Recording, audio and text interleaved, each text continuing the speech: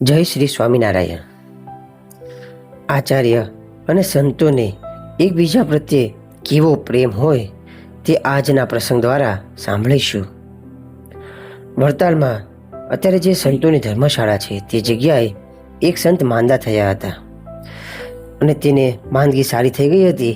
એટલે તે સૂતા હતા અને એક સંતને બોલાવ્યા અને કહ્યું, સાધુરામ, તાવને લીધે 3-4 દિવસથી કાંઈ ખવાનું નથી.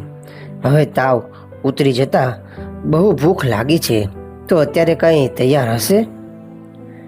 આ જે સમય હતો તે રાતનો હતો. ત્યારે તે સંતે પૂછ્યું, બોલો સ્વામી, તમારી માટે હું શું કરી લાવું? ત્યારે કહ્યું, બાજરાનો રોટલો જો કરી લાવો તો તરત થઈ જાય ને ઠાકોરજીને જમાડી લેવાય. શ્રદ્ધાળુ સંતે મનોમન વિચાર કરીને આચાર્યશ્રીના રસોડેથી જરૂર બાજરાનો લોટ મળી જશે એમ ધારીને એ તરફ તરત જ પગલાં ઉપાડ્યા. હાથમાં માળા લઈને પ્રભુ સ્મરણમાં ટહેલતા આચાર્યશ્રી રઘુવીરજી મહારાજની નજર આ સંત તરફ ગઈ. એટલે પોતે સામે આવીને પ્રેમથી પૂછ્યું કે, કેમ સ્વામી, કાંઈ જોઈએ છે? માંદા સંત માટે બાજરાનો રોટલો કરવા લોટ જોઈએ. સ્વામી, તમે લોટ લઈને ચૂલો ક્યાં સળગાવશો? અહીં બધું જ તૈયાર છે, હમણાં જ રોટલો તૈયાર કરી આપું, થોડીવાર પછી આવીને લઈ જજો બસ. આમ કહી આચાર્ય શ્રી રઘુવીરજી મહારાજે પોતે જ ઉઠીને તરત અબોટિયું પહેરીને ચૂલો સળગાવ્યો.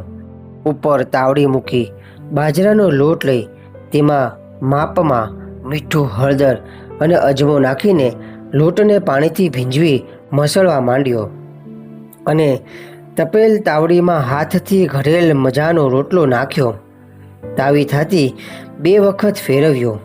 રોટલો સરસ ફૂલીને ચડી ગયો એટલે થીણું ઘી લઈને ચોપડ્યો. આ બાજુ હરિમંડપમાં શ્રીજી મહારાજ પોઢ્યા હતા તે જાગી ગયા અને મૂળજી બ્રહ્મચારીને પાસે જમવાનું માગ્યું. એટલે એમણે તરત જ કહ્યું, પ્રભુ, આપ સાંજે વાળું કરીને તો સૂતા હતા, વળી અત્યારે મધ્યરાત્રિએ ભૂખ ક્યાંથી લાગી? મંદ મંદ હસતા શ્રીજી મહારાજે મૂળજી બ્રહ્મચારી પ્રત્યે બોલ્યા, એનો તો અમને કાંઈ ખ્યાલ નથી આવતો કે રાતે અચાનક આ ભૂખ ક્યાંથી લાગી, કેમ લાગી? બ્રહ્મચારીજી કહે, મહારાજ, ઘડી ખમો તો કાંઈક તૈયાર કરી લાવો. શ્રીહરિ કહે, બહુ ભૂખ લાગી છે, હવે અમારાથી તો જરાય ખમાય એમ નથી, માટે તમે ઝટ રઘુવીરજીને રસોડે જાઓ, ત્યાંથી કાંઈક મળી રહેશે. શ્રીહરિના વચનમાં મૂઢ વિશ્વાસુ બ્રહ્મચારીજી ત્યાં ગયા તો એ જ ક્ષણે રઘુવીરજી મહારાજ ગરમ રોટલો તાવડીએથી ઉતારીને ઘીથી ચોપડતા હતા. બ્રહ્મચારી તો આ જોઈને નવાઈ પામી ગયા ને બોલ્યા, લાવો રોટલો, પ્રભુને અત્યારે ભૂખ લાગી છે ને મને કાંઈક લેવા મોકલ્યો છે. માંદા સંત માટે ઘડ્યો છે તો હવે તમે પ્રભુ માટે લઈ જાઓ, હું બીજો રોટલો હમણાં જ ઘડી દઈશ.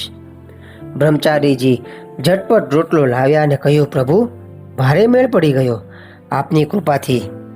રઘુવીરજી મહારાજ માંદા સંત માટે રોટલો ઘડીને ચોપડતા હતા. ત્યાં જઈને મેં વાત કરી એટલે એમણે તરત જ ગરમા ગરમ રોટલો આપને માટે સહર્ષ આપ્યો ને એ બીજો રોટલો ઘડે છે, લ્યો આપ આરોગો. આ બાજુ બીજો રોટલો તૈયાર થતાં જ પેલા સંત લેવા આવ્યા. રઘુવીરજી મહારાજે રોટલો ચોપડીને સહર્ષ આપ્યો. સેવક સંત માંદા સાધુ પાસે આવ્યા, રોટલો એમના હાથમાં આપ્યો. માંદા સંત પ્રભુના સ્મરણ સાથે શ્રીહરિને સંભાળીને જમવાની તૈયારી કરતા હતા. ત્યાં જ મૂળજી બ્રહ્મચારી પ્રભુની પ્રસાદીનો રોટલો લઈને ત્યાં આવી પહોંચ્યા અને કહ્યું, લ્યો, પ્રભુએ ચોથિયું ખાઈને આ રોટલો પ્રસાદીનો કરીને આપના માટે મોકલ્યો છે, માટે આપ જમી લ્યો. અને હા, મહારાજે કહ્યું છે કે માંદા સંતને જમાડો એટલે અમારી ભૂખ પણ મટી જશે અને એમનો તાવ સાવ ઉતરી જશે. માંદા સંતે પ્રભુને સંભાળીને બંને રોટલો આરોગ્યો. એમને હવે સ્ફૂર્તિ આવી ગઈ. ભૂખ સાથે તાવ પણ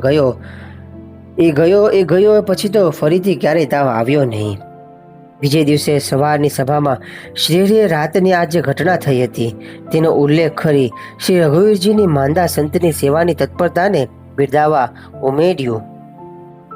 મધ્યરાત્રે માંદા સાધુ માટે સહર્ષ જાતે રોટલો ઘડી આપો એ તો સંતનો ખૂબ મહિમા અને હૃદયમાં અપાર સેવાભાવ હોય તો જ થાય.